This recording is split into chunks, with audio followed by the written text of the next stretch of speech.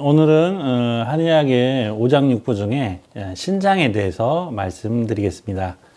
한의학에서는 오장을 목화토금수로 구별을 해서 얘기를 합니다. 간은 나무 목자를 쓰는 목, 심장은 불화자를 써서 화, 비장, 위장은 토, 이 폐는 금, 또 이 신장은 물수자를 써서 수라고 합니다. 그래서 그 중에 이제 수는 단지 물만을 얘기하는 게 아니라 기름, 여러 가지 액체를 다 포함한 그거를 얘기하고, 또한 이렇게 응축하는 나머지 것들을 다 덜어낸 가장 핵심 액기스라고 얘기를 하죠. 우리가 정력제라고 얘기할 때 그 정을, 그 에너지를 수라고 합니다. 네. 그래서 지구의 모든 생명, 특히 이 인간의 생명은 물의 순환에, 물의 흥망성쇠와 함께 한다고 할 수가 있어요. 그러니까 수기가 가장 왕성한 건 이제 갓 태어난 아이들이겠죠. 근데 우리가 나이를 들면서 점점 그 수기가 말라가면서 우리가 흔히 진이 마른다라고 하잖아요. 그 수기가 약해질수록 노화가 진행된다고 할 수 있습니다. 그래서 이 수기가 약해지게 되면 이제 자꾸 재생, 새롭게 만드는 기능들이 점점 약해지게 됩니다. 그래서 세포나 여러 오장육부들이 점점 기능을 잃게 되는, 그래서 기억력도 떨어지게 되고 관절도 약해지게 되는 그 뿌리에는 이 수기, 신장의 기능이 이 역할을 한다고 할 수 있겠습니다. 흔히 우리가 신장하면 그 양의학에서는 키드니, 이제 콩팥을 얘기하는데, 한의학은 그 콩팥뿐만이 아니라 방광, 생식기능, 뼈, 골수, 그리고 내분비액, 침이나 눈물 등, 또 호르몬 등을 얘기하고 관절강, 액을 다 포함한 것을 다 통틀어서 신장이라고 합니다. 그래서 또 이 신장의 기능이 왕성해서 승화됐을 때 이 뇌의 에너지가 활성화된답니다. 흔히 뇌에는 한의학에서는 신이 존재한다라고 하죠. 정신이, 신장이 튼튼해야지만 맑아질 수가 있습니다. 우리가 치매나 건망증, 우울증 등의 뿌리가 신장, 수기의 약화가 영향을 준다는 이야기입니다. 그래서 또 이 신장의 본성은 가장 대표적인 게 종족 번식의 기능이겠죠. 그래서 이런 성욕하고도 관련이 되어 있고, 식물들도 우리가 씨앗이 신장의 대표적인 상징이라고 할 수 있겠습니다. 그래서 신장의 손상 원인은 여러 가지가 있겠지만, 첫 번째는 이제 과로입니다. 우리가 흔히 피로가 쌓이면 왜 간이 나쁘다, 피곤하니까 간이 나쁜 것 같아 하는데, 가벼운 아니면 일시적인 피로는 간에 쌓이지만, 이것이 축적이 되거나 강한 피로는 그것이 누적이 돼서 신장가에 쌓이게 됩니다. 그래서 신장은 쉽게 병들지 않지만 한번 병들면 고치는데 많은 시간과 정성이 필요하게 됩니다. 그리고 지나친 욕심, 그리고 과식, 아니면 과다한 성생활, 이런 것들이 신장을 약하게 하고, 또 우리가 자연의 그 순리를 거스르는 일들, 추운데 무리하게 새벽에 운동을 한다든지, 더운데 땀을 뻘뻘 흘리면서도 운동을 해야 돼 하면서 지나친 운동을 한다든지, 이런 일들은 다 신장을 망가뜨리는 일들입니다. 그래서 또 신장을 영양학적으로 본다면, 흔히 우리가 말하는 아미노산이라든지 오메가3라든지 유기미네랄이라든지 이런 것들이 신장을 좋게 하는 그런 주요 성분들인데, 그 중에서도 하루 필요 미네랄 중에 40여 프로를 차지하는 칼슘도 상당히 중요한, 뼈를 이루는 주물질이죠. 그래서 흔히 바다에서 농축된 에너지가 많은 그런 것들이 칼슘이 많은데, 산호초라든지 키토산, 진주, 이런 쪽에 그런 칼슘이라든지 이런 성분들이 많고요. 새우, 낙지, 우유 이런 데 많이 있는 걸 알려져 있습니다.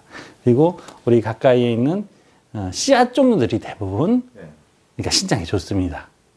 그래서 흔히 구기자, 산수유, 콩류도 마찬가지고요. 땅콩을 비롯한 그런 아몬드 같은 견과류 이런 것들이 대부분 이제 신장에 좋은 음식들이고, 그리고 소금도 이제 질 좋은 소금이 상당히 신장 기능에 좋은 역할을 합니다. 그리고 한의학에서는 또 색도 굉장히 중요시하는데, 이 신장의 색은 검정색입니다. 블랙. 그래서 뭐 하얀 머리를 까맣게 하는데 뭐 5가지 검은 씨앗을 쓴다 뭐 이런 얘기도 있고요. 그래서 검은 콩, 검은 깨 등 이런 씨앗 종류들이 검은색을 가지는 물질들이 특히 신장에 좋은 음식이 많습니다. 더 좋은 거는 씨에 눈이 있습니다. 거기에는 포도당은 거의 없고 각종 미네랄, 핵산 등이 정말 농축해서 정말 생명의 엑기스라고 할 수 있습니다. 요즘에는 그 씨앗의 눈만 채취를 해서 가공해서 먹을 수 있는 기회들이 많이 있으니 그것이 건망증이라든지 치매 예방, 신장 기능 강화에 많이 도움이 됩니다. 신장의 대표적인 감성은 공포입니다. 그래서 여러분들이 혹시 깜짝 놀래거나 아니면 너무나 두려운 사람 앞에 섰을 때 막 바지에 오줌을 지리잖아요. 그것이 신장의 기능인 겁니다.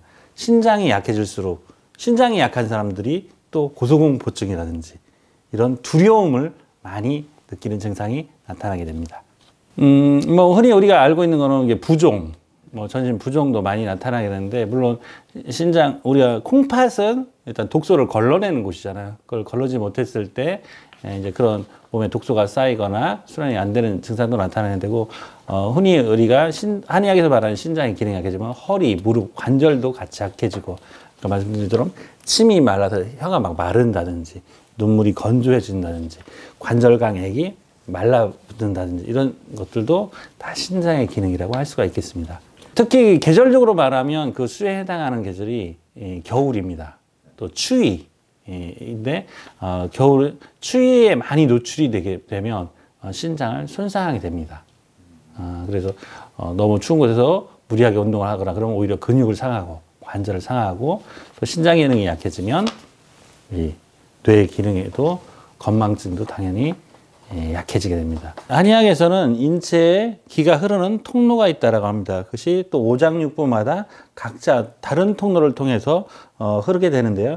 그 중에 신장의 에너지가 흐르는 것은 발바닥의 용천연이라는 혈부터 요 발 안쪽에 내과의 뒤쪽 태계혈이라고 하는 혈을 통해서 허벅지 안쪽을 통해서 배 앞쪽으로 이렇게 검정색으로 흐르는 곳이 신장의 경락입니다. 그 중에 발목의 이 안쪽 태계혈이 신장을 치료하는 중요한 혈이 되고, 종아리 안쪽 근육이 굉장히 중요합니다. 그래서 신장을 위한 체조나 지압법으로는 이 종아리 안쪽 근육들을 지압을 하거나 풀어주는 것, 그리고 발목을 돌리거나 쭉 늘려주는 스트레칭을 통해서 이쪽을 유연하게 관리해 주는 것이 신장 기능을 강화하는 데 매우 도움이 됩니다. 신장의 수기가 고갈이 되면 그 증상 중에 하나가 입이 마른다든지 눈물이 마른다든지 하는 증상이 나타나게 됩니다. 동의보감에 이 침이 다시 생기게 해주는 도인 체조법이 나와 있는데 안내해 드리도록 하겠습니다. 우선 이 손을 손가락이 지면으로 향하도록, 밑으로 향하도록 이렇게 펴니다. 그 다음에 이 손을 돌려서 허리 뒤쪽으로 이렇게 됩니다. 손가락이 이렇게 되지 않도록 주의를 하셔야 되고요. 이렇게 쫙 된 상태에서 상하로 약간 밀착을 시켜서 마사지 한다는 기분으로 30회에서 60회를 아침 저녁으로 해주면 신장이 튼튼해지고 입에 침이 마르지 않고 눈이 총명해진다라고 되어 있습니다. 물론 체조를 하실 때는 손목, 발목 멀리서 풀고 충분히 몸이 이완된 상태에서 이걸 해주는 게 훨씬 더 좋습니다.